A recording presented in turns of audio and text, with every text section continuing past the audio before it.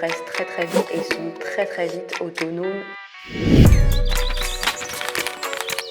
Je me suis dit ok, en fait même dans les affaires réglementaires, il y a une multitude de métiers possibles et finalement ça m'a rassurée. Déborah, vous êtes responsable pédagogique du master Affaires réglementaires des industries de santé. Est-ce que vous pouvez présenter la formation ? C'est un master généraliste qui vise à donner une compréhension globale du milieu dans lequel ils vont évoluer et des compétences technico-réglementaires pour exercer des métiers dans les affaires réglementaires, mais sans mettre de côté les soft skills. Si tu devais décrire cette formation en 3 mots, lesquels seraient-ils ?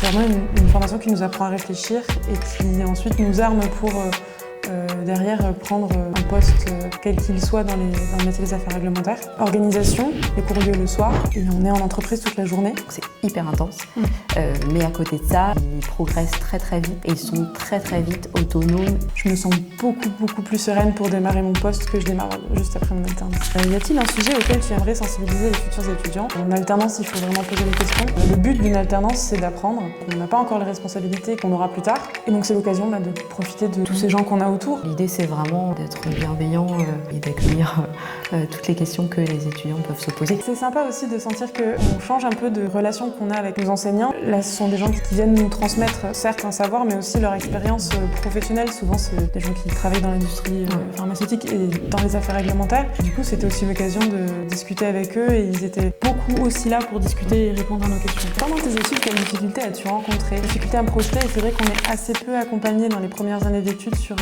l'orientation professionnelle. Ce que j'ai beaucoup plus retrouvé là pendant mon année de master avec tous les intervenants différents, je me suis dit ok, en fait même dans les affaires réglementaires, il y a une multitude de métiers possibles. Et finalement, ça m'a rassurée. Donne un exemple concret des projets de recherche ou d'études de cas sur lesquels les étudiants travaillent pendant leur formation. Alors, on avait eu des exposés. Donc, on passait devant l'ensemble de la promotion qui ne connaissait pas le sujet. Le but, c'était de faire passer un message qui soit clair, compris, et que les gens ressortent avec une information et qu'ils retiennent cette information. Le but dans tout ça, c'est qu'ils puissent donner le meilleur d'eux-mêmes pour se démarquer. Ça puisse être un petit accélérateur pour évoluer s'ils ont envie d'évoluer. Quel est ton plus beau souvenir lors de ta formation ? On a eu la chance de pouvoir partir au DIA, donc le Drug Information Association, à Bâle. Donc c'était le DIA Europe. C'était pour nous l'occasion d'aller rencontrer des professionnels en dehors de la France, d'assister à des conférences sur des sujets qu'on ne connaissait pas finalement, et d'apprendre à se connaître un peu plus. Le congrès dure 3 jours. On en profite pour faire des visites pédagogiques dans des institutions européennes, enfin selon le lieu du congrès. Donc là, on a combiné avec une visite à Strasbourg du Parlement européen. Et après, les étudiants restent le week-end pour visiter, un peu profiter de la médecine.